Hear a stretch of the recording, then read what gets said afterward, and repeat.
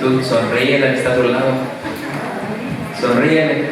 O para la próxima trae un cubrebocas que trae una sonrisa. Ya solamente volteas.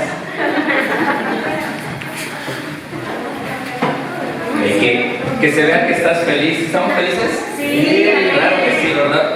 Realmente lo natural en los hijos de Dios es que estemos felices, que estemos contentos, porque sabemos que la plenitud está en nosotros. Cristo es nuestra plenitud. Y ok, vamos el tema que vamos a tratar el día de hoy es acerca de la Escritura. El poder que tiene la Escritura en la vida de los nacidos de nuevo, en la vida de los hijos. Mira, la Escritura, hay mucha gente que la toma, la lee, la llega a memorizar, la conoce, pero solamente a un nivel de conocimiento, de aprendizaje. Pero realmente la Escritura va más allá. La Escritura está hablándole al nuevo hombre, al hombre espiritual, y la Escritura va acomodando lo espiritual a lo espiritual. Así es que cuando nosotros estamos expuestos a la Escritura, quien está siendo entrenado, quien está siendo capacitado, quien está siendo facultado, quien está recibiendo todos los códigos que están dentro de la Escritura, pues es el Espíritu. Y por lo tanto, cada vez que el Espíritu está expuesto a la Escritura, y no es que no la conozca, porque el Espíritu la conoce, el Espíritu sabe, pero cuando tú recibes la Escritura, está en tu espíritu, se va decodificando todo aquello que ahora en Cristo es tu realidad. Así es. Por eso es la importancia de la Escritura. Por eso es importante que como hijos de Dios meditemos en la Escritura, conozcamos la Escritura. Decía, no es porque el Espíritu no la conozca, el Espíritu la conoce. La Escritura están todos los códigos que realmente como hijos de Dios nosotros necesitamos. Pero la Escritura nos enseña, nos imparte, nos ilumina y nos coloca en nuestra realidad en Cristo para que podamos vivir esa realidad, pero también para que nosotros la podamos compartir a otros que necesitan escucharla. Y eso es importante. Por eso que cuando estemos expuestos a la Escritura, no debemos de ser atentos a lo que la Escritura está mostrando a nosotros como hijos de Dios. Y para esto quiero que me acompañen, por favor, a la segunda carta del apóstol Pablo a Timoteo, en el capítulo 3, versículo 16 al 17, y yo sé que esta porción de la Escritura la hemos escuchado infinidad de veces, pero recuerda, la Escritura, cada vez que tú estás expuesto a ella, sea que la conozcas, la hayas escuchado, la Escritura tiene el poder de que cada vez que tú eres expuesto a ella, te imparte vida. Y tú la puedes escuchar 1000 veces, y 1000 veces la Escritura te va a traer una enseñanza, te va a traer una guianza, te va a colocar en tu realidad espiritual. ¿Por qué? Porque nosotros constantemente estamos creciendo, constantemente estamos teniendo un crecimiento. Tú no eres el mismo que eras hace un año, pero hace un año ya eres espiritual, ¿sí o no? Sí. Sí, porque ya habías recibido a Cristo. Yo no sé cuántos años tengas, pero desde el momento que tú recibiste a Cristo, desde ese momento tú eres parte de la familia de Dios, y por lo tanto tú eres un ser espiritual. Pero también esa parte espiritual va en aumento, va teniendo una expresión de vida. Y aunque tú leas hace 10 años, leíste esta Escritura, pero ahora lo que tú vas a escuchar, Dios te va a hablar de acuerdo al crecimiento que tú tienes, de acuerdo al entendimiento que tú tienes, de acuerdo a la madurez que tú tienes, y por lo tanto la Escritura tiene una enseñanza.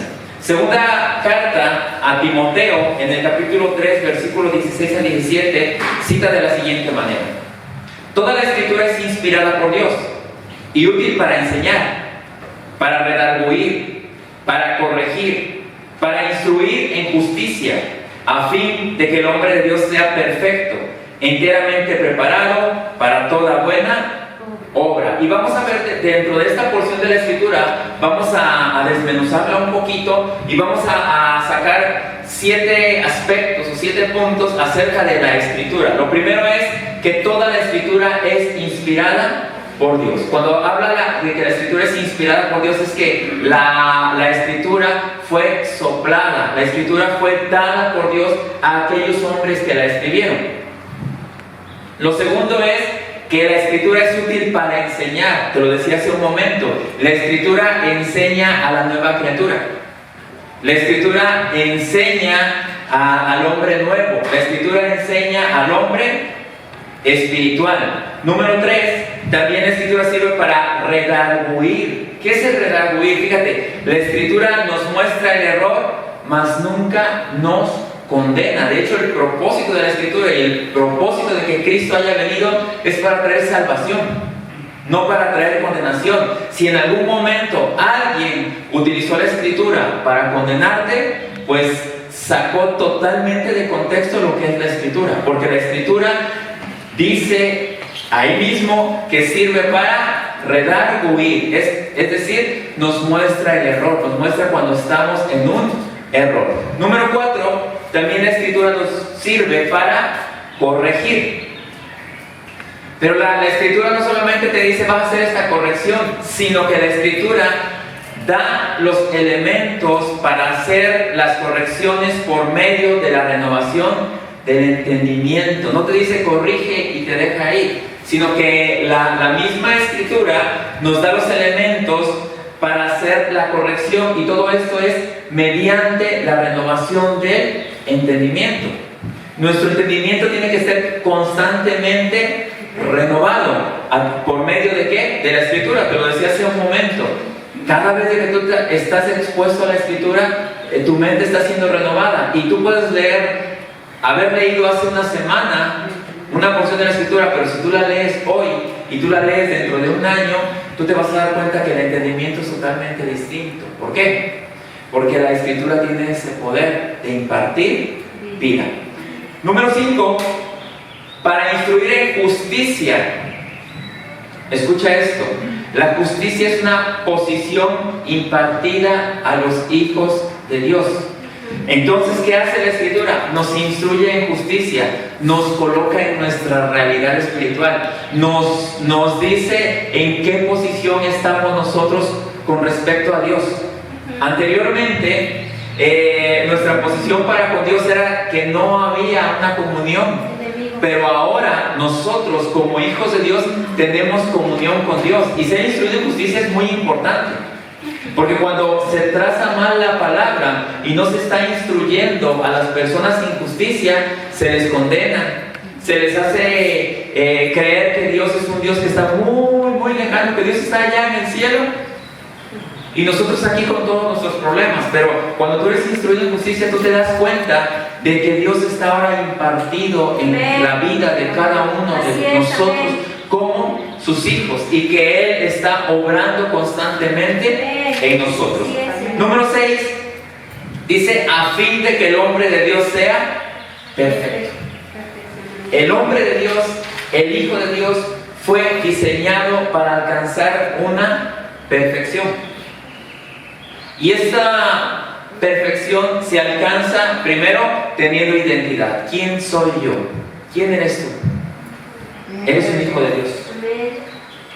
Pero acuérdate que también como hijos de Dios tenemos que alcanzar una madurez. Fuimos llamados a alcanzar una madurez. No voy a decir soy hijo de Dios y ya no voy a hacer nada, ¿verdad? Sino que tiene que haber una madurez. Estoy caminando hacia una madurez, estoy siendo entrenado, estoy siendo capacitado para tener una expresión de vida. Y número 7, dice que el Hijo de Dios debe estar enteramente preparado para toda buena obra. Nosotros no estamos aquí en la tierra por un accidente. Nosotros estamos en esta tierra por causa del propósito eterno, y fuimos asignados en esta tierra. Por lo tanto, debemos estar enteramente preparados para toda buena obra, porque sabemos que en algún momento, cuando Dios lo requiera o cuando alguien más requiera que tú hagas esa buena obra, tú la vas a hacer. ¿O a quién mandamos? ¿A quién mandamos? Porque a veces decimos, le voy a decir al pastor, le voy a decir al apóstol. No, realmente dice que los hijos de Dios deben estar enteramente preparados para toda buena obra. ¿Sabías algo? Que cuando tú ves una necesidad, cuando Dios te hace ver una necesidad, te la está haciendo ver para que tú vayas y suplas esa necesidad. ¿Sí sabías eso? ¿Tú eres de los que ve algo mal acomodado y quisieras ir a acomodarlo? ¿Sí o no? ¿Quiénes son? ¿Quiénes son de esos?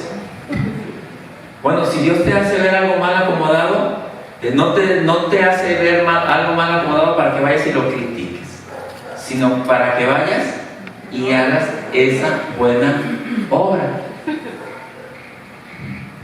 Hay como que llaman a sus órganos. Pero bueno, eso es para eso nos muestra Dios. Dios te muestra eso para que tú vayas, porque tienes la capacidad para hacerlo. Entonces, decíamos que, número uno, la escritura, toda la escritura es inspirada por Dios. Sí. Fíjate, toda la escritura es verdad. ¿Sí sabías eso, que toda la escritura es verdad? Sí. Sí. Pero también sabías que no toda la escritura es una verdad presente. Sí. Aunque está escrito en la Biblia, tenemos que entender quién lo dijo, a quién se lo dijo, para qué se lo dijo, en qué tiempo lo dijo, bajo qué pacto lo dijo. Todo eso lo tenemos que entender. Cuando tú lees la escritura, necesitas conocer todo esto, porque si no, podemos sacar totalmente de contexto la escritura.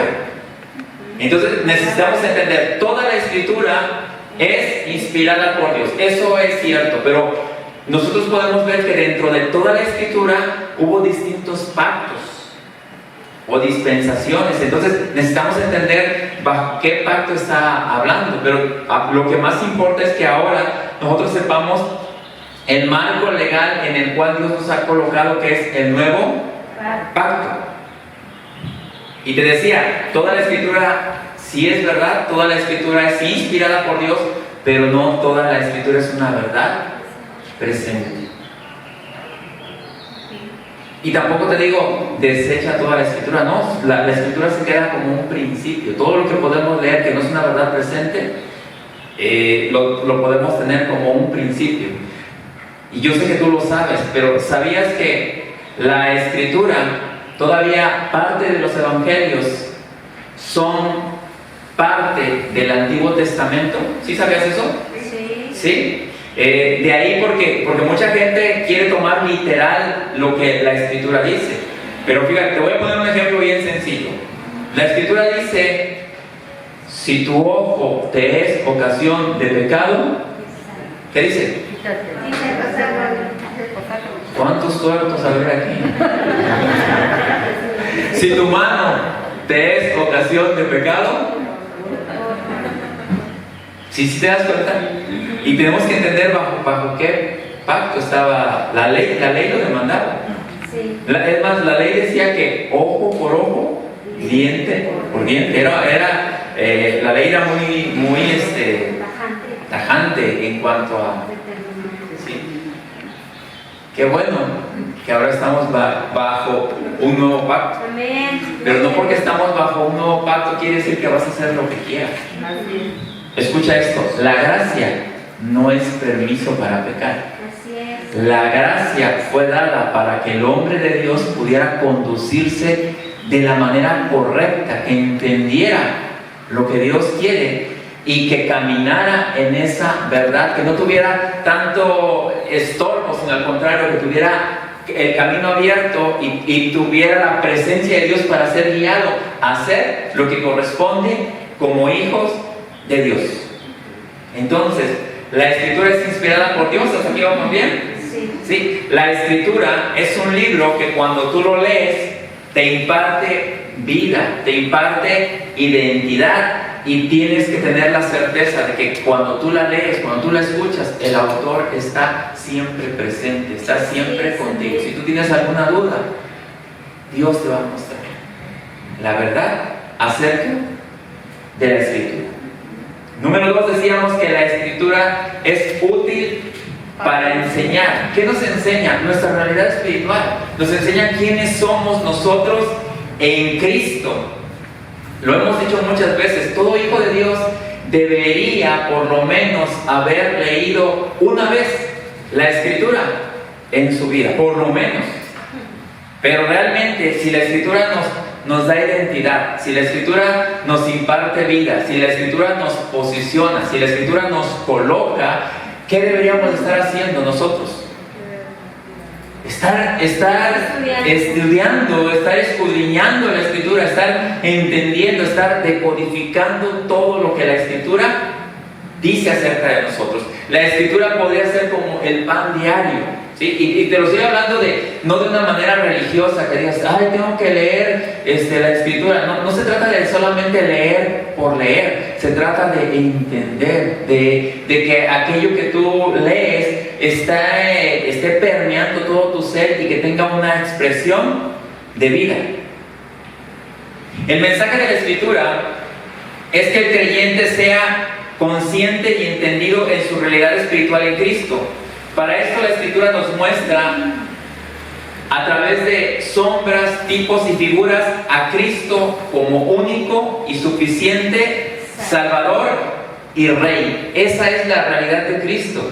Cristo es el único y suficiente Salvador y Rey, en quien los hijos de Dios estamos capacitados y empoderados. Si te das cuenta cómo totalmente del Cristo que conocimos en algún momento del crucificado, ahora podemos ver al Cristo impartido que está en nosotros y que nos guía, que nos impulsa, que nos lleva a vivir de acuerdo a la realidad que Dios alcanzó a través del sacrificio de Cristo en la cruz.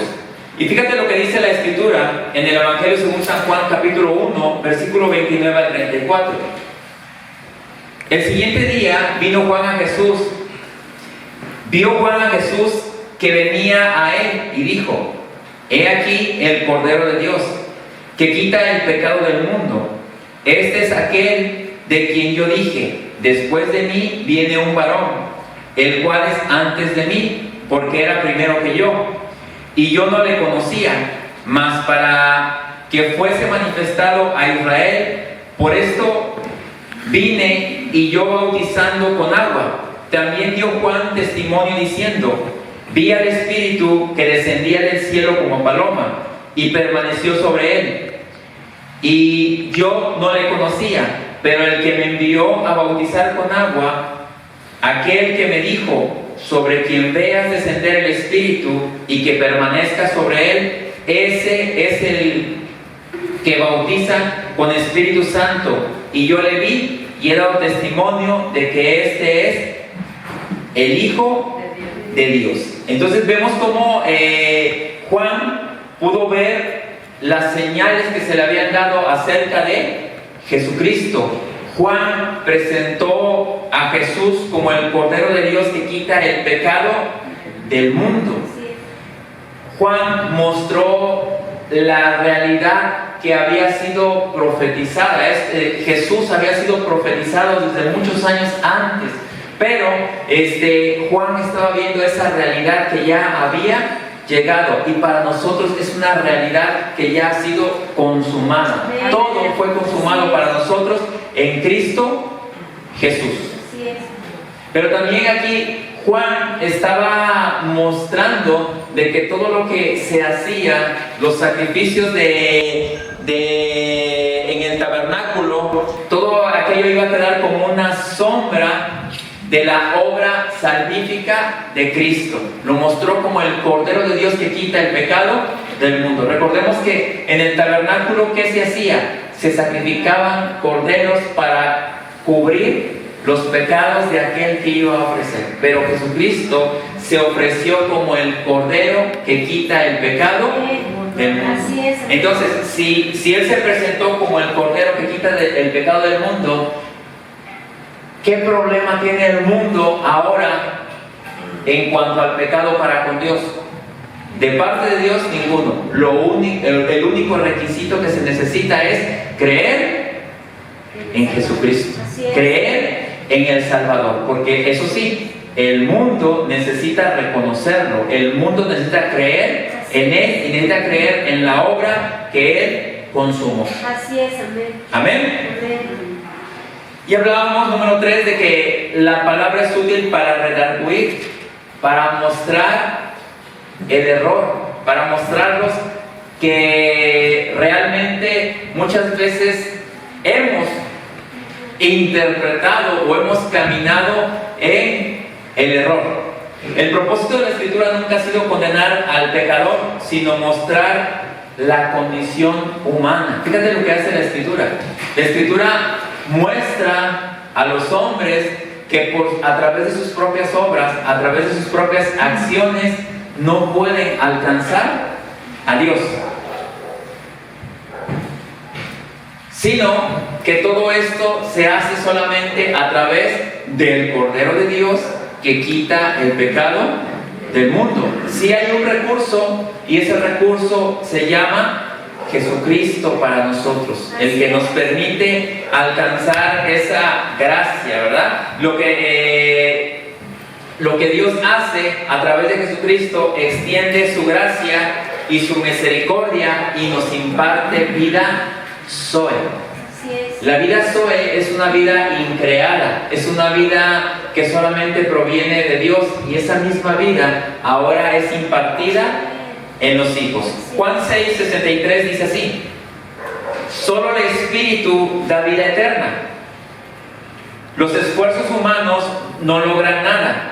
Las palabras que yo les he hablado son espíritu y son vida. ¿Quién está hablando aquí? Jesús está hablando y les está diciendo: solo el Espíritu da vida eterna. Los esfuerzos humanos no logran nada. El mejor esfuerzo que tú hagas para alcanzar la gracia de Dios, ¿sabes de qué te sirve? De nada. De nada, porque solamente alcanzamos a Dios a través de la gracia, la misericordia que fue dada a través de la obra de salvación que realizó Cristo Jesús. Así es. Por eso lo que Jesús dice aquí, dice: y las palabras que yo les he hablado son espíritu y son vida.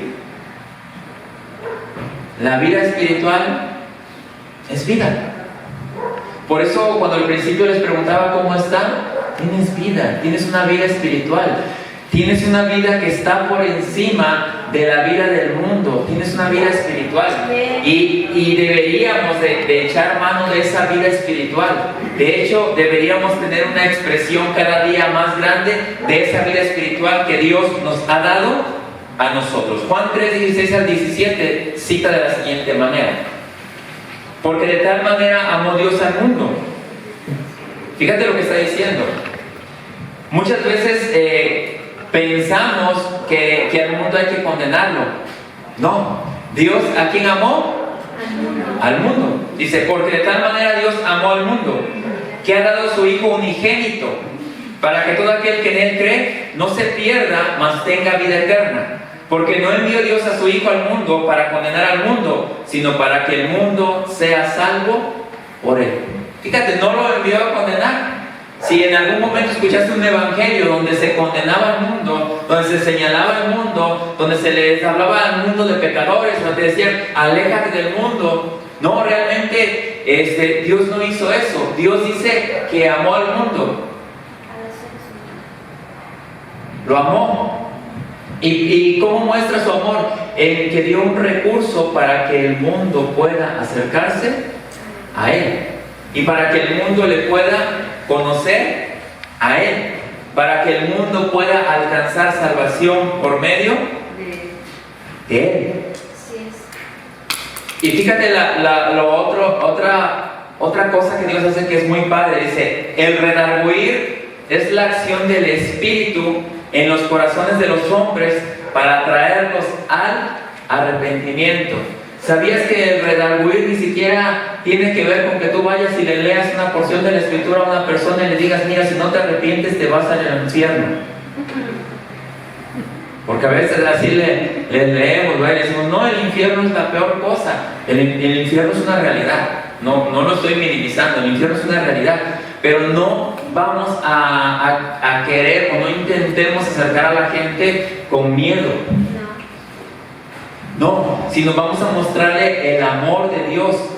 Entonces, el redarguir, dice la Escritura, que es la acción del Espíritu Santo en la vida de los hombres. Entonces, ¿quién es el que redarguye? Dios, El Espíritu Santo. No somos nosotros, es el Espíritu Santo. Pero ¿quién tiene que hablar? Yo. Nosotros, ¿verdad? Nosotros tenemos que hablar y dejar o ser instrumentos de Dios para que otros puedan ser alcanzados. Número 4. La Escritura es útil para corregir. La Escritura nos da los elementos para hacer las correcciones por medio de la renovación del entendimiento. Para esto debemos ser conscientes de que hemos nacido a una vida nueva, de que ahora somos seres espirituales. Anteriormente solamente éramos creación de Dios, pero ahora pasamos de ser creación a ser hijos de Dios. Y porque ahora somos hijos de Dios, la Escritura nos da una instrucción nueva. Cuando éramos creación, ¿cómo vivíamos? Como todos. Como todos vivíamos. Mira, eso era normal. Eso era natural. Estábamos dentro del mismo pensamiento.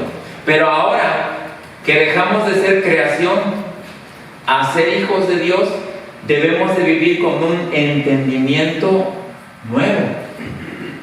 Porque de acuerdo a la familia, mira, en las familias, voy a hablar de todas las familias, cada familia tiene valores, tiene principios, tiene cierto orden en su vida, tiene prioridades en su vida. Hay distintivos en las familias. Tú dices, fulano es de tal familia, sí, porque su papá era así, por eso los hijos son así. Un ejemplo. Pero ahora que nuestra vida cambió de orden y pertenecemos a la familia de Dios, ¿qué crees? Pregúntame, ¿qué? ¿Qué? Pues que ahora te vas a vivir de acuerdo a la familia a la cual tú perteneces. Eso es lo correcto. Perteneces a la familia de Dios, perteneces a una familia espiritual. Y por lo tanto, la Escritura en la carta a los Romanos, en el capítulo 12, versículo 2, te dice lo siguiente: no imiten las conductas ni las costumbres de este mundo. Más bien, dejen que Dios los transforme en personas nuevas al cambiarles la manera de pensar. Entonces aprenderán a conocer la voluntad de Dios para ustedes, la cual es buena, agradable y perfecta. Si te das cuenta cómo la misma Escritura dice que ahora que perteneces a la familia de Dios, que ya no imites las costumbres ni las conductas de este mundo, sino que ahora lo que debes de permitir es que Dios te transforme en una persona nueva al cambiarte la manera de pensar. Entonces lo que Dios está haciendo a través de la Escritura, impartiéndote vida, pero también te está cambiando la manera de pensar. Cuando te digan, es que ya te lavaron el cerebro, sí, te quitaron todo el cochambre que tenías, y no es el pastor, es que Dios. la palabra. Es Dios que te está haciendo un coco wash, te está lavando, te está quitando todo aquello sucio y te está ahora metiendo a un orden. Estás sufriendo una transformación, ¿sí? Por medio de la renovación de tu entendimiento. Las correcciones en nuestra vida se hacen cuando por la acción del Espíritu Santo se nos ilumina el entendimiento y podemos ver las cosas del Espíritu. Podemos ver las cosas espirituales. Nos damos cuenta, fíjate que ahora al estar expuesto a la palabra, ¿por qué no me di cuenta esto, no? Si siempre estuvo ahí en la Escritura. ¿No les ha pasado así? Que siempre estuvo ahí en la Escritura, lo escuchamos cada año, escuchamos, ¿a poco no? Cada año escuchábamos, este es el Cordero de Dios que quita el pecado del mundo. Lo escuchamos tantas veces y no lo entendimos. Sí.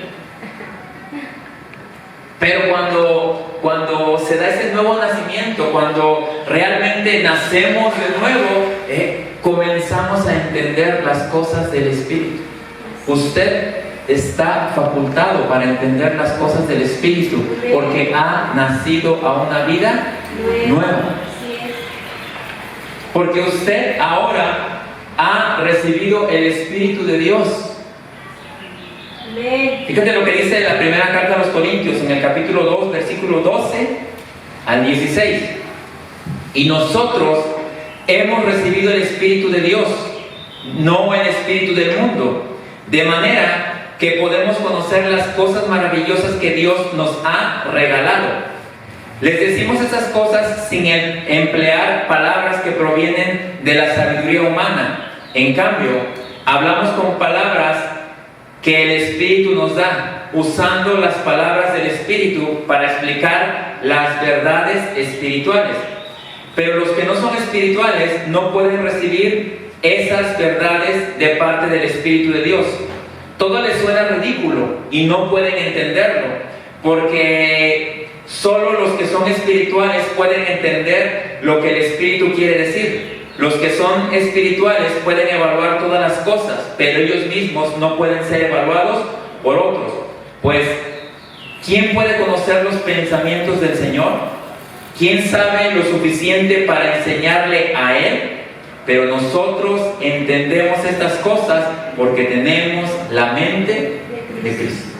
Entonces, entendemos todo esto porque ahora en Cristo se nos ha mostrado la realidad espiritual. Y cuando dice que tenemos la mente de Cristo se expresa como un cuerpo. Dios nos muestra, Dios nos da a través de dones, talentos y habilidades y nos permite ver, y todos nos complementamos para hacer la expresión de la mente de Cristo. Esto se le da a la iglesia. No es que una persona sola tenga la mente de Cristo, es que como cuerpo nosotros nos complementamos y expresamos la mente de Cristo, porque lo que Dios le revela a Lupita, lo que Dios le revela a Mari, a Sofía, a cada uno de nosotros puede ser algo distinto, pero cuando nosotros lo entendemos como cuerpo, entonces estamos teniendo la función que Dios nos dio aquí en la tierra. La renovación del entendimiento le permite al hombre tomar las decisiones sabias para vivir vidas que den gloria al Rey por la acción del Espíritu Santo. Nosotros ahora tomamos decisiones basado en nuestra realidad espiritual. Ya no las tomamos basado solamente en nuestra alma, ya no las tomamos basado solamente en nuestro temperamento, sino que ahora las decisiones las tomamos de una manera sabia, de acuerdo a lo que el Espíritu nos revela. Y número 5, la Escritura es útil para instruir en justicia. Les decía, la justicia es una posición impartida a los hijos de Dios. Segunda carta a los Corintios, en el capítulo 5, 21, dice así: al que no conoció pecado, por nosotros lo hizo pecado, para que nosotros fuésemos hechos justicia de Dios en Él. Nosotros fuimos hechos justicia de Dios por la obra salvífica de Jesucristo. Aunque tu posición de justo a ti no te costó, porque fue dada por gracia, pero sí tuvo un precio muy alto, que lo pagó Él. Todos los golpes, todos los insultos, todo lo que Él tuvo que pasar en la cruz, todo eso fue para que nosotros tuviésemos esa posición de justicia, para que nosotros fuésemos llamados hijos de Dios. Segunda carta a los Corintios 5:21 Dice, pues Dios hizo que Cristo, quien nunca pecó, fuera la ofrenda por nuestro pecado, para que nosotros pudiéramos estar en una relación correcta con Dios por medio de Cristo. ¿Nos habla esto acerca de la justicia? Sí. La justicia es eso, una relación o una posición correcta para con Dios. No se podía alcanzar de otra manera. Los sacrificios en el tabernáculo solamente duraban un año. Si tú ibas y ofrecías tu sacrificio, y al año tenías que volver a ofrecer otro sacrificio, porque los sacrificios en el tabernáculo solamente tenían vigencia de un año y se tenía que volver a hacer otro sacrificio. Pero la Escritura en la carta de los Hebreos dice que con un solo sacrificio hizo perfectos para siempre a los santificados. Entonces, con un solo sacrificio, nuestra posición de justos nadie me la puede quitar. Así es. Pero también, si tú no la entiendes, si tú no la valoras, si tú no la abrazas, si tú no vives en esa posición, puedes vivir como una persona que no es justa, Así es. ya siendo Justificado. justificada. Y eso sí es feo. O sea, teniéndolo todo, vivir como si no. ¿Te imaginas que llegues y le pidas perdón a Dios 1000 veces? Dios, perdóname. Y Dios dice, pues yo ya te perdoné. Y ni siquiera porque, sí, sino que es algo que hizo mi hijo. Por gracia. Lo hizo por ti. Ya está hecho. Entonces, en lugar de estar todavía perdiendo el tiempo, ¿sí?, en pedir perdón, y no estoy diciendo que no lo hagamos, porque en algún momento sí debemos reconocer nuestra falta delante de Dios, pero cuando tú ya sabes que eso ya fue pagado, lo que es más, ya ni deberíamos de ir a pedir perdón, porque ni debería de haber faltas.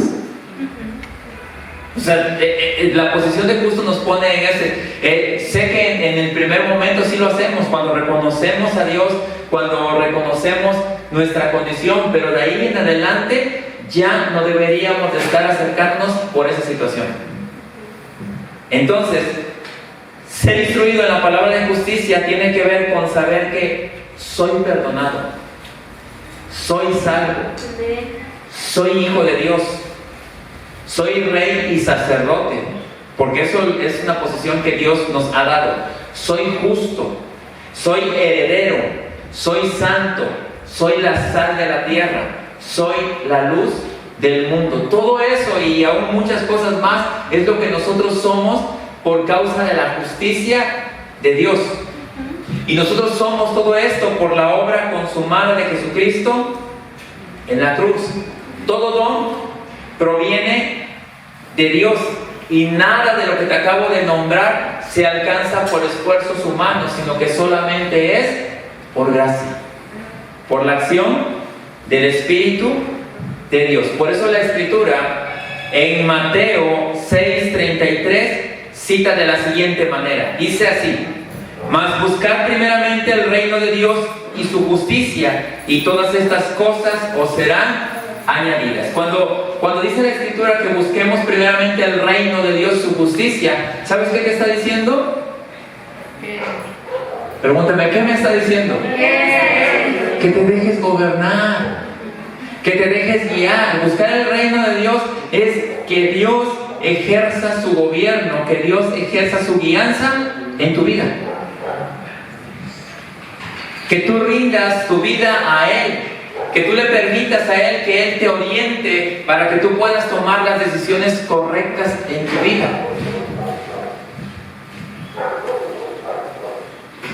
Eso es madurez. A esa madurez nos lleva la palabra de Dios. ¿No les ha pasado que a veces lidiamos con gente inmadura? ¿Han lidiado con gente inmadura? Gente que ya es hasta mayor que nosotros y luego dice, te sale con cada cosa.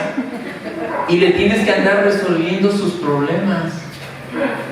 O sea, realmente a esas alturas nosotros como hijos de Dios no deberíamos estar lidiando con problemas de nosotros, pero mucho menos andarle resolviendo los problemas a la gente. Y mucho menos a gente que pertenece a la iglesia de Cristo. ¿Sabes por qué? Porque deberían de haber alcanzado ya cierta madurez. Los hijos de Dios deberíamos de haber alcanzado cierta madurez que no deberíamos tener o estar provocando problemas. Y los problemas muchas veces son por inmadurez. Nosotros vivimos en una realidad en Cristo, pero debemos de ser gobernados por Cristo. Número 6. La Escritura es útil para que el hombre de Dios sea perfecto. Te hablaba de identidad y madurez. La identidad tiene que ver con quién soy. Si yo te pregunto quién eres, ¿cuál va a ser tu primera respuesta? Si tú me dices, soy Carlos, ese es tu nombre. ¿Quién eres? Hijo de Dios. Si tú entiendes primeramente que eres hijo de Dios y dimensionas ¿qué es ser un hijo de Dios? ¿Sabías que muchas veces vemos o escuchamos el apóstol, el profeta, el pastor, el evangelista, el maestro, y decimos así como que wow, ¿no? O sea, el apóstol. Y no menospreciamos los ministerios. Pero realmente, ¿sabías que más que cualquier ministerio, ser hijo de Dios es el título más grande que tenemos cada uno de nosotros? Así es, amén. Por lo tanto, deberíamos demostrar la grandeza de nuestro Dios. No esperes a ser un apóstol, un profeta, un pastor. Como hijo de Dios, tú puedes aportar tu grano de arena en esta tierra. Así es. Tú puedes, más no es tu grano de arena, tú puedes mostrar que fuiste plantado en esta tierra, que fuiste asignado para cumplir con el propósito eterno de Dios. Los hijos de Dios tenemos perfección en el Espíritu. Estamos siendo perfeccionados en el alma y seremos totalmente perfectos cuando nuestros cuerpos hayan sido glorificados. Eso es algo, es una realidad que lo dice la Escritura. La identidad y madurez nos permiten expresar cada día más la vida del Hijo que nos habita y habilita para vivir las vidas que dan gloria y alabanza al Rey en todos los asuntos de la vida, porque todo lo que nosotros hacemos es espiritual. Todo lo que tú haces es espiritual. Desde si manejas, desde si ejerces tu profesión, todo lo que tú hagas, todo lo que tú hagas en tu día a día es o corresponde a un ser espiritual. Si te das cuenta el nivel al que Dios nos pone, todo es espiritual. Todo. Doctora, cuando usted atiende a sus pacientes, usted está siendo espiritual. Usted está mostrando su espiritualidad cuando hace las cosas como corresponden a un hijo de Dios. Doctora, lo mismo cuando usted atiende también a sus pacientes. Y así cada uno, los maestros, cuando están dando su clase, la están dando como corresponde a un hijo de Dios. Entonces todo es espiritual para nosotros. Pastora, cuando usted atiende a su esposo, eso también muestra su espiritualidad. ¿De qué se ríe? Dígale a su esposo o a su esposa cuando aproveche. Yo aprovecho aquí mis 5 minutos. Todo es espiritual, para nosotros todo es espiritual. Y eso es algo que tenemos que entender. Porque si no lo entendemos así, entonces no estamos viviendo de acuerdo al nivel que se nos ha colocado, que se nos ha dado por Dios. Y número 7, debemos de estar entrenados o enteramente preparados para toda buena obra. Eso tiene que ver con propósito eterno y asignación. La buena obra que nos encomienda el Padre a todos los nacidos de nuevo es el propósito eterno, que es darlo a conocer a Él. Cuando tú haces lo que haces de una manera espiritual, estás dándolo a conocer a Él. Porque mira, la gente sabe que tú eres espiritual, la gente sabe que tú lees la escritura, o poco. ¿Aquí hay alguien de la secreta? No. ¿No? No, la gente te conoce. No le vas a andar gritando a todos, soy cristiano, soy hijo de Dios, pero realmente la gente sí se da cuenta que nosotros, o sabe que nosotros estudiamos, que leemos la escritura. Por lo tanto, eso debería de a ti de hacerte entender que como todo lo que haces es espiritual, pues debes de tener una expresión de vida. Porque hay mucha gente que solamente te está viendo. Hay mucha gente que solamente está diciendo, vamos a ver qué hace el hermanito. Pero tú tienes que mostrarle a la gente que tú no eres el hermanito. No. Tú eres un hijo de Dios. Amén. Así es.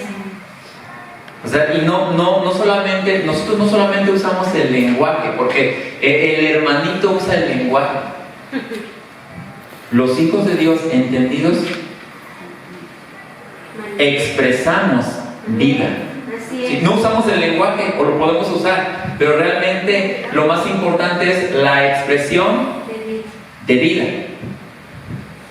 Y fíjate, hay gente que dice que busca la eternidad, que busca la vida eterna. Fíjate lo que dice la Escritura en el Evangelio según San Juan, capítulo 17, versículo 3. Y esta es la vida eterna, que te conozcan a ti, el único Dios verdadero, y a Jesucristo, a quien has enviado. ¿En qué consiste la vida eterna? En conocer al Padre y a Jesucristo, quien el Padre envió. Así es. La palabra imparte vida. Somos portadores de esa vida, llamados a mostrar las virtudes de aquel que nos llamó de las tinieblas a su luz admirable. ¿Por qué? Porque dice que nos llamó de las tinieblas. ¿Qué son las tinieblas? No es el infierno, las tinieblas es obscuridad, es ignorancia. Entonces dice que nos llamó de la ignorancia porque ignorábamos la realidad que tenemos en Cristo y nos trajo ahora a su luz admirable. ¿Para qué? Para que anunciemos las virtudes de Él, para que lo anunciemos a Él, para que la gente lo pueda conocer a Él. Y fíjate lo que dice la Escritura en la primera carta de Pedro, capítulo 2, versículo del 9 al 10, acerca de nosotros. Eso lo dice la Escritura acerca de ti. Dice, mas vosotros sois linaje escogido, real sacerdocio, nación santa, pueblo adquirido por Dios, para que anunciéis las virtudes de aquel que os llamó de las tinieblas a su luz admirable. Vosotros que en otro tiempo no erais pueblo, pero ahora sois pueblo de Dios. En otro tiempo no habíais alcanzado misericordia, pero ahora habéis alcanzado misericordia. Eso es lo que la Escritura habla acerca de nosotros. La Escritura nos enseña, nos imparte y nos coloca en Cristo como una realidad para que podamos vivir esa realidad y compartir esa misma realidad. La Escritura nos coloca en Cristo como una realidad presente, nos da identidad, nos lleva a la madurez, nos capacita, nos instruye en justicia para la obra del ministerio. La Escritura es como el ayo que nos lleva a Cristo. Y recuerda que el ayo era la persona encargada de llevar al niño a que recibiera su instrucción. Sí, el ayo no era el maestro, el ayo era como ahora están aquellos que cuidan a los niños, un niñero o una niñera que era el encargado de llevar de la casa al niño a la escuela y lo dejaba ahí. La Escritura es como ese ayo, nos toma de la mano y nos coloca en Cristo. Amén. Quien nos enseña es Cristo, quien nos instruye es Cristo, quien nos capacita es Cristo, y a Cristo lo conocemos a través de la Escritura, pero lo que hace la Escritura es nos traslada a Cristo. Cada vez brillamos más. La Escritura contiene los códigos del reino que nos permiten vivir vidas que cumplan con el propósito eterno y nos hacen efectivos en nuestra asignación.